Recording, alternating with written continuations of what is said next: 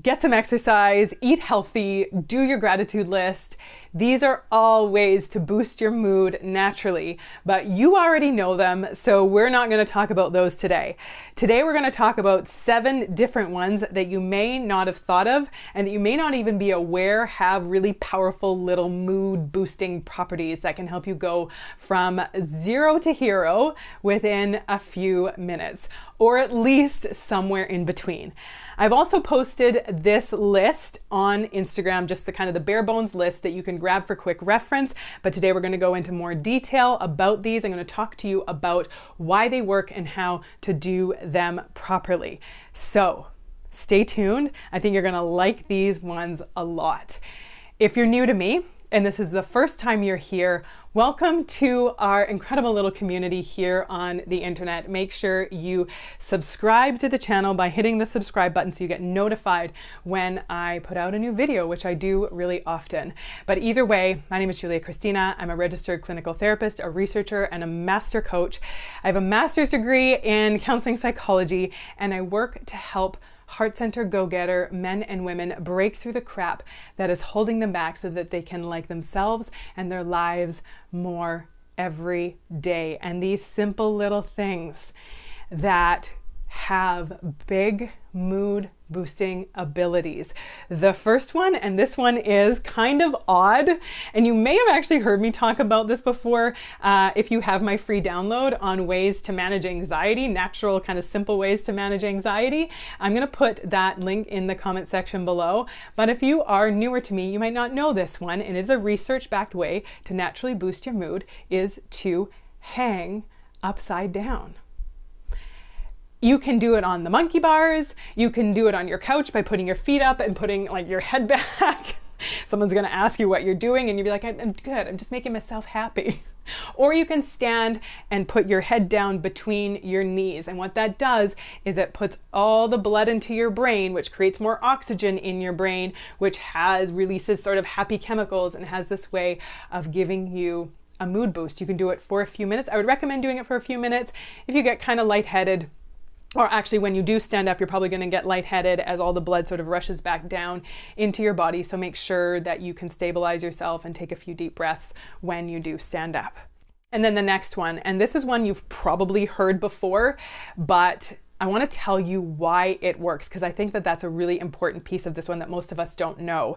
And this one is to just take deep breaths. And I've had clients and students that have come to me before and they've said, I had this therapist or this coach that told me that next time I'm feeling anxious or worried or upset, that I should just take some deep breaths. And that just felt kind of weird. I didn't really get it. It seemed like not going to be all that effective. But let me explain to you why that it works, because often when we understand why something works, we're a lot more convinced and a lot more likely to take action and to actually do it right. So why deep breathing works so well, especially when we're feeling anxious or worried or fearful, is because when we have a perception of threat or danger, when we think that something bad is going to happen, or we're stressing or obsessing about something, then our brain is having thoughts that like, oh my goodness, this is so awful. What if this happens? What if that happens? What if they're thinking this? What about that? Blah, blah, blah, which sends then signals to our body to be like, we are in danger, or there's likely going to be danger. So we have to get ready to either fight, flight, or freeze. And so the adrenaline starts going and our body we start getting that kind of flipping feeling in our stomach, or that tightness in our chest, or the tingling in our armpits. And so our body is having this physical reaction to a perception of threat or danger, which then again sends those signals up into our brain to say something terrible is about to happen. And so we need to stress and obsess about it more. And so this just sort of goes back and forth, feeding on itself and getting bigger and bigger and bigger. So we can intervene on the physical level, because we can't always intervene on the cognitive level. We can't always tell ourselves when we're in that heightened state of emotion. We can't tell ourselves to just calm down, or it's not that big of a deal, or nothing bad's really going to happen, because we can't access the cortex part of our brain, the rational, responsible, reasonable part of our brain. We can't access it when we're in that heightened emotion, because our emotion center has been taken over. The amygdala has been taken over and hijacked. So we have to calm our bodies and calm everything down and get out of sort of that hijacked state in order to again be able to access our rational reasonable mind. So intervening at the physical level is likely going to be our best option. And calming our body down by deep breathing is going to send signals to our brain that like, okay, we're actually not in danger. We can figure this out. We can work this out. We can think about this differently. And so it's going to teach our brain or show our brain that we're not in danger. Okay, so that's why the deep breathing thing works. I hope that helps to clear that up. I hope that helps to make that make more sense. So letting ourselves, big, deep belly breaths, slow and long, holding our breath. At the top for 4, there's something called square breathing that works really well. So that's just taking a deep inhale for 4 breaths, holding our lungs full for 4 breaths, and then exhaling for 4 breaths and holding our lungs empty for 4 breaths. And that's going to be really effective at getting the oxygen in and through and start pumping through our brains. If you are too emotional and you can't even kind of get it together enough to count for 4, just try taking some deep breaths. The next thing that is going to help boost your mood naturally, and this is completely backed by research, one of the biggest contributors to our happiness. Do you know what it is?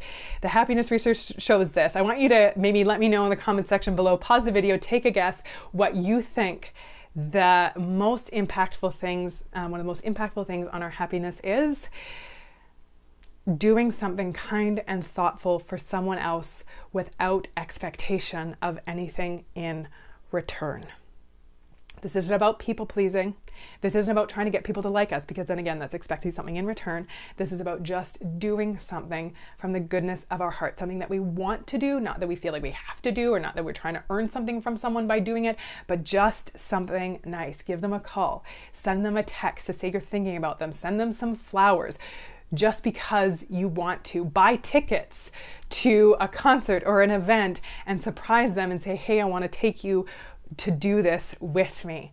Doing something nice for someone else. Volunteering your time, doing something for a cause or for an organization, for something, a topic that you feel passionately about, and giving your time and part of yourself for that is going to be a natural mood booster, and it can be super simple. It doesn't have to require a lot. The next one,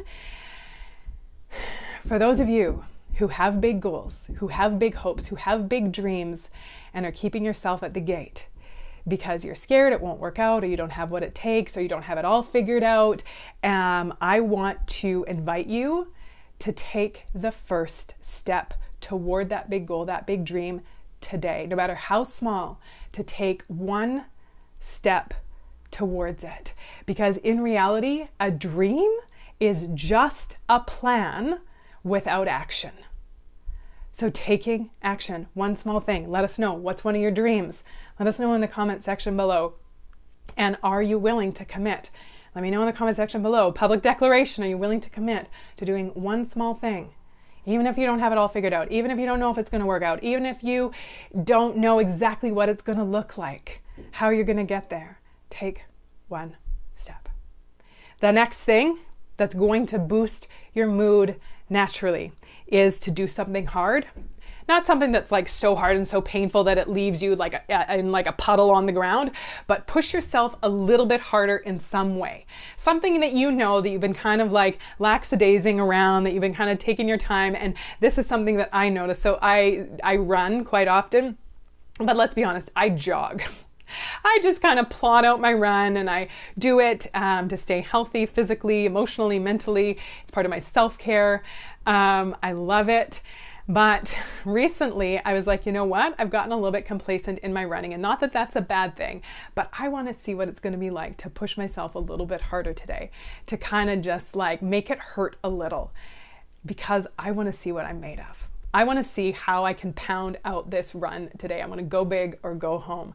And yeah, it's kind of hard in the meantime, but the feeling afterwards, that feeling of accomplishment, that feeling of pushing ourselves harder and getting through it and feeling really good about that, that is an instant mood booster. So what is one thing that you can push yourself a little bit harder on in like a healthy way. This isn't about like you've been working 14 hours and you're going to start working 18 hours a day. No, that's not good. But something you've been kind of just sort of coasting around in, but you're like, I think if I push myself a little harder in this, that would be a good thing, and I'd feel really good about it. Which kind of ties in to the next one, is to do something that you've been avoiding.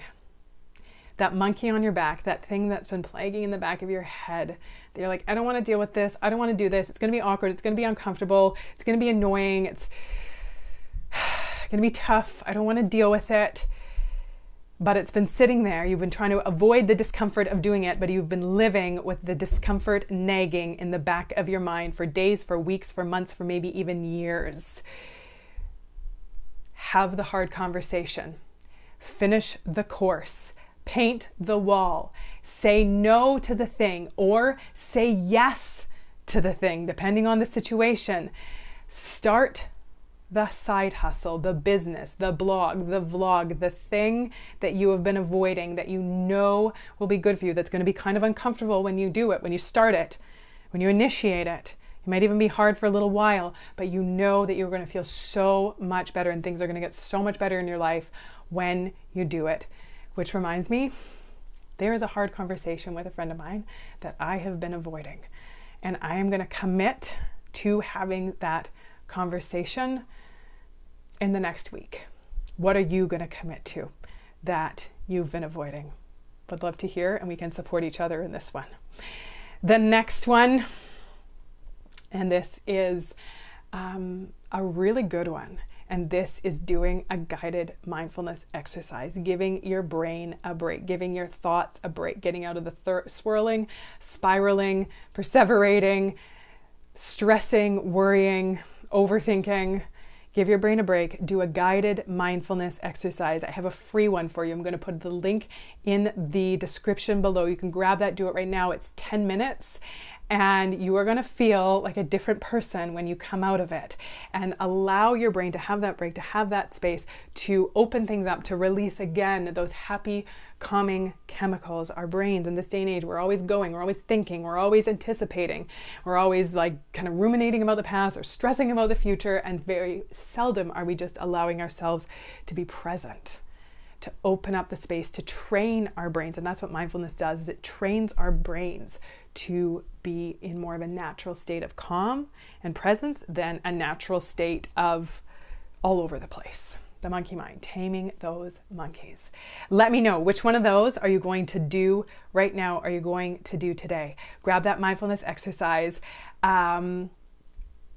Subscribe to the channel if you haven't already. Share this out with your people. If you think that you know people that would find these things helpful, absolutely share it out with them.